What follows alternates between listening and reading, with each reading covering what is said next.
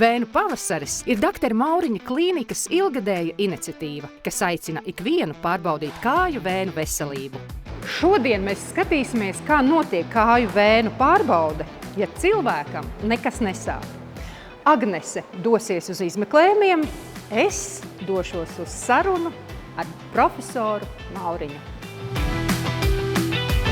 Profesor, vai kāju vēnu izmeklējumi ir nepieciešami arī tiem cilvēkiem, kuriem nav nekādu simptomu? Mēs iedalām faktiski pacientus, varētu iedalīt ar vēnu saslimšanām divās lielās grupās. Vienā grupā būs tie pacienti, kuriem ir acīm redzami izpausmes redzamas un simptomi, un kur nav jābūt ārstam, lai mēs uzstādītu diagnozi, ka pacientam ir trofiska čūla un redzamas vēnes, visticamāk tā trofiskā čūla būs saistīta ar vēnu saslimšanu. Ja pacientam ir izteikta kājas tūska, ir hiperpigmentācija, tātad brūni plankumi pie potītēm, ir ādas sacietējumi, ir redzamas lielas vēnes zem ādas, kas uzpildās dienas laikā vai stāvot kājās, tad ar lielāko varbūtību arī mums ir skaidrs, ka tur ir vēnu saslimšana, kas ir pa iemeslu un kas ir vainīga. Tad ir viena tāda pacientu grupa, kuri jūt, ka viņiem kaut kas mainās, ka nav īsti laba sajūta kājās, nav it kā īsti nekas redzams, vai arī ir kosmētiski redzams kādas vēnes, visbiežāk kā tīklojums.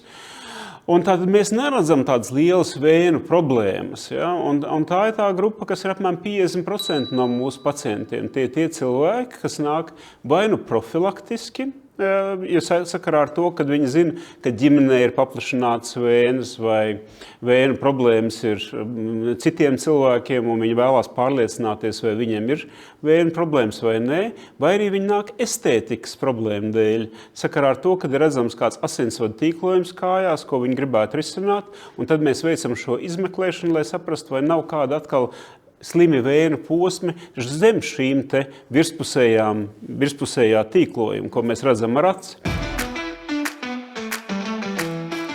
Faktiski visas tās sūdzības, kas pieaug kājās dienas laikā un maksimumu sasniedz vakarā, un kas pāriet atkal no rīta, kad jūs esat atpūties un izgulējies, tās visticamāk būs sūdzības, kas saistītas ar vēnām. Tur var būt ļoti dažādas sūdzību kompleksi, sākot cilvēks sūdzās no sāpes kājās, nemierīgas kājas, smaguma sajūta, tūska, nieze, kņudoņa.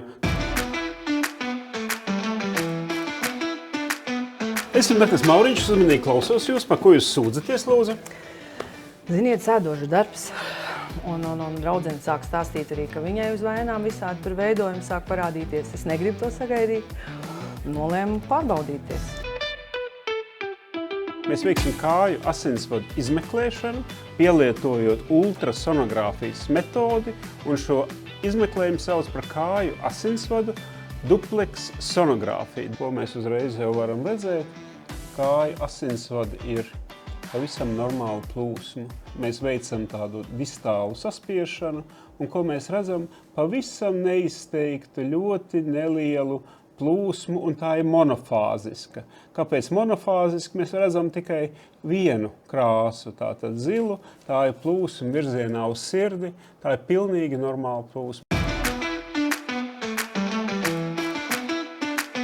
Jūs redzat arī šeit vēna neliela diametra, ja, un ar pilnīgi normālu asins plūsmu. To, ko es varu jums pateikt, ka jūs esat pilnīgi vesela. Jums gan artērijas, gan vēnes ir pilnīgi veselas, arī vizuāli es neko neredzu. Ko tad teica ārsts? Labas ziņas, viss kārtībā. Bez patoloģiskas atradnes un patiesībā ļoti, ļoti patīkams izmeklējums un vispār šeit tik patīkami būt. Es esmu ļoti apmierināta ar savu izvēli atnākt, pamēģināt, kā tas ir. Pēc ilgas sēdēšanas pie datora, ar satraukumiem, ja nu kaut kas tur ir, ja nu nav, tad tas satraukums kā roku noņems atnāk, vai ne, visi tik patīkami cilvēki, visi tik jauki un profesionāls izmeklējums. Es esmu ļoti apmierināta, gan ar izmeklējumu, gan ar visu. Un ko tu ieteiktu cilvēkiem, kas vēl nav izlēmuši? Ka nākt, nenākt? Visādā ziņā forši ir tā pārliecība, ko es guvu. Tas ir ļoti svarīgi sirdsmieram, kā arī uzzināt pēc pārbaudas, kad atkal atnākt, vai ne, vai arī ilgāks laika posms, varbūt mierīgāks prāts, vai tomēr ir vērts, teiksim, biežāk atnākt tur reizi gadā. Jārūpējas par savu veselību, tas ir forši. Profilaktiskā kāju vēju pārbaude līdzīgi kā zobu profilaktiska pārbaude mums dod iespēju saulaicīgi atklāt, teiksim, kāries bojātas zobus zobārstam. Mums, ja mēs saulaicīgi atklājam bojātas vēju posmus, tad viņas saulaicīgi ar mūsdienīgām tehnoloģijām ārstējot, tas ir daudz pacientam mazinvazīvāk, maz traumatiskāk, ar labāku ilgtermiņa rezultātu, un tas, teiksim, nepārslogo venozo sistēmu, jo savādāk, ja mums ir, varbūt tā, ka cilvēkam ir tikai, teiksim, tāda stumbra vēnes trunkulāra forma, ka tā stumbra vēne slima un nav nekādu īpašu atzarojumu. Viņš pat nenojauš, ka viņam ir vēne problēma. Ir nogurums sajūta, ir tūska, iespējams kaut kāds ādas izmaiņas, bet tikai veicot šo diagnostiku mēs varam to atklāt. Līdzīgi tā filozofija attiecībā uz vēnām būtu jāmaina. Mēs pirms 30 gadiem arī nezinājām, ka ir tāda zobu higiēna. Ja, mēs gājām pie zobārsta. Agrāk vēl varbūt Džona Neilanda laikā cilvēki gāja pie zobārsta, ka bija jārauj laukā zobi, tā kā ritīgi sāpēja. Atkal tas mūsdienās mēs zinām, ja mēs rūpēsimies, darīsim profilaktiskas lietas, mēs ilgāk dzīvosim ar saviem zobiem. Tāpat tās ir arī ar vēnām. Ja mēs neielaidīsim saslimšanu, tad tādā gadījumā mums būs vēju sistēma veselāka, mums tā neprogresēs, mēs nenonāksim līdz trofiskām čūlām. Kā izvēlēties vietu, kur izmeklēt kāju vēnes? Tātad šeit es ieteiktu izvēlēties pirmkārt ārstu, kas nodarbojās ar vēju saslimšanu ārstēšanu, kuram tas ir pamatdarbs.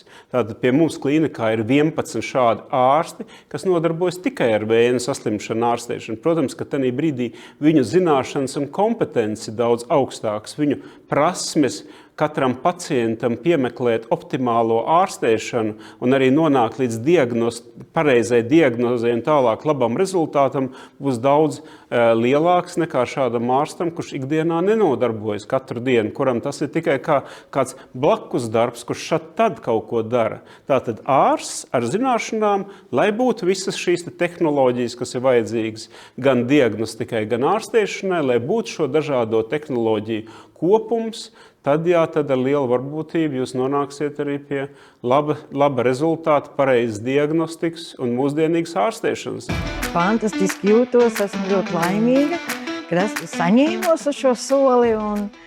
Vienīgais žēl, kad diezgan slimas tās kājiņas, un tad tikai šī reizītē varēja vienu. Bet es braukšu atkal. Jūtos lieliski.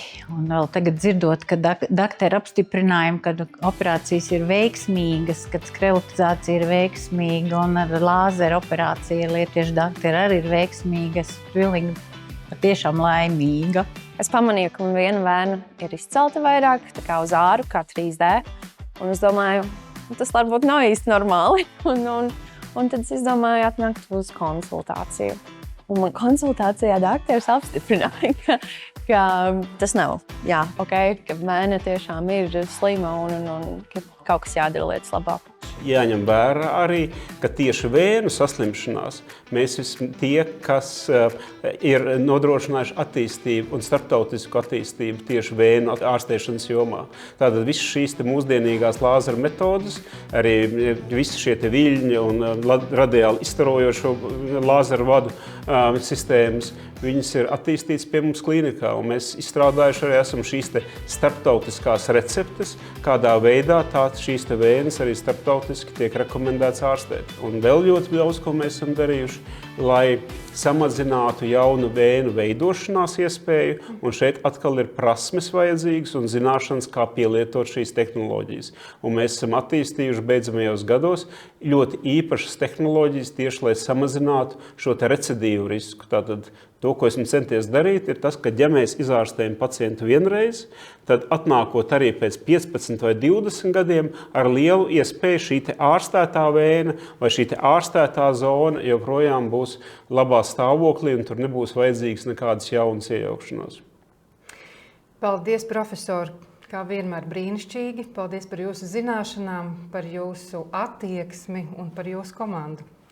Paldies Lai jums. ir labs vēnu pavasaris.